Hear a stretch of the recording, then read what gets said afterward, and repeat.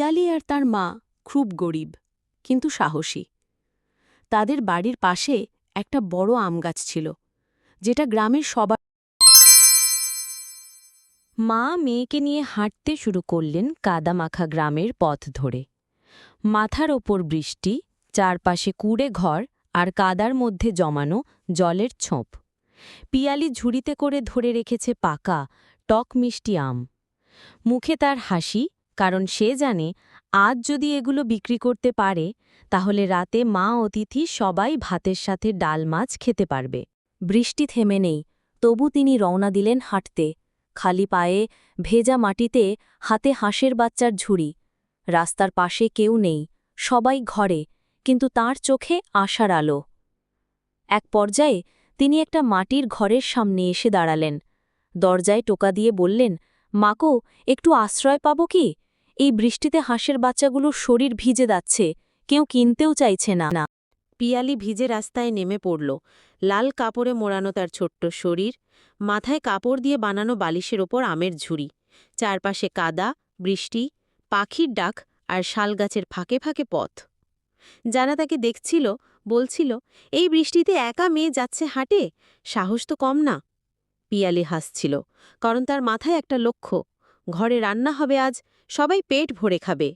চারদিকে বড় বড় ব্যবসায়ীদের ভিড়, কেউ তার দিকে তাকাচ্ছে না। কেউ বা বলছে, এই বয়সে একা মেয়েটা কেন বসেছে? এটা তো খেলার বয়স, ব্যবসা করার নয়। কিন্তু পিয়ালি শান্ত, তার চোখে আত্মবিশ্বাস।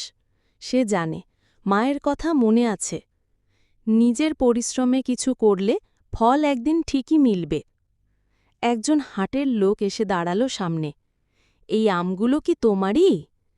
হ্যাঁ কাকু, এগুলো আমাদের গাছের, গাছ থেকে পড়ে থাকা পাকা আম নিজে কুড়িয়ে এনেছি। লোকটে একটা আম কেটে খেয়ে বলল, খুব মিষ্টি, দাও, আমি সব নিয়ে নিচ্ছি। সে পিয়ালির হাতে টাকাও গুজে দিল। আজ রান্না হচ্ছে হাঁসের মাংস, যা সে কিনেছে বাজারে আম বিক্রি করে পাওয়া টাকায়। পাশে বসে আছে মা, দিদি, পিসিমা আর চাচি। সবাই একসাথে গল্প করছে, হাসছে। কারো মুখে ক্লান্তি নেই, শুধু আছে ভালোবাসার উষ্ণতা আর সুপক্ক রান্নার অপেক্ষা। পিয়ালি খুশি, কারণ সে জানে তার ছোট্ট একটা উদ্যোগেই আজ ঘরে উৎসবের মতো আনন্দ। সেদিনের সেই কুয়াশাচ্ছন্ন ভেজা ভোর, কাদামাটির পথ পেরিয়ে বাজারে যাওয়াটা আজ আর কষ্ট মনে হচ্ছে না। মায়ের মুখে হাসি দেখেই সে বুঝেছে পরিশ্রম, ভালোবাসা আর ভাগাভাগি করার মধ্যেই লুকিয়ে আছে জীবনের আসল সুখ। রান্না করে বাকি থাকা হাঁসগুলোর যত্ন নেয়ার জন্য সে হাতে একটি ছোট ঝুড়ি এনেছে, ভরে রেখেছে রুটি আর খুদের টুকরো দিয়ে। পুকুরের চারদিকে ছিল সবুজ ঘাস আর বুনো ফুলে ভরা, গাছের ছায়া আর পাখিদের গান, সব মিলিয়ে এক স্বপ্নময় সকাল। পিয়ালি হাঁসগুলোকে ডাকল, আয়রে আমার বন্ধুরা, আজ তোমাদের প্রিয় খাবার এনেছি। বাঁশের ছাউনি দিয়ে বানানো খোলা উঠানে লম্বা টেবিল পাতা হয়েছে। একপাশে বড়রা বসে গরম গরম ভাত আর হেসেল থেকে আসা হাঁসের ঝোল উপভোগ করছেন, আর পাশেই ছোট ছোট বাচ্চারা খুনসুটিতে ব্যস্ত। কেউ চাল ফেলছে, কেউ হাঁসের পা টেনে হাসছে। মায়ের হাতে রান্না করা সেই সুস্বাদু হাঁসের মাংস আর দাদুর বাগান থেকে আনা লাল টমেটো আর কাঁচামরিচ, সব মিলিয়ে খাবারের স্বাদ যেন দ্বিগুণ। সবার মুখে হাসি, হৃদয় প্রশান্তি, কেমন যেন একটা মিলনের মুহূর্ত।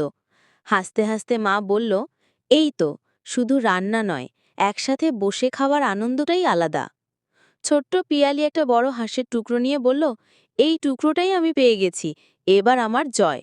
সবাই হেসে উঠল। ক্ষেতের মাঝে অন্য মহিলারা কাজ করছেন, হাঁসগুলোকে জলে নামিয়ে দিয়েছেন। বৃষ্টিতে পা ভিজে গেছে, তবুও যেন কারো মুখে ক্লান্তি নেই, কারণ প্রকৃতির এই মুহূর্তটা এতটাই সুন্দর। পিয়ালি হাঁসটিকে বলল, মিঠু দেখো, আজ আকাশে রংধনু উঠেছে, আমাদের জন্যই কি না? হাঁসগুলো যেন বুঝতে পেরে হেসে দিল এক ক্যা ক্যা শব্দে। রঙিন আকাশ, সবুজ ধানের জমি আর মিঠু তিলির বন্ধুত্ব মিলে যেন এক অসম্ভব মায়াবী দৃশ্য হয়ে উঠল সেই বিকেলটা।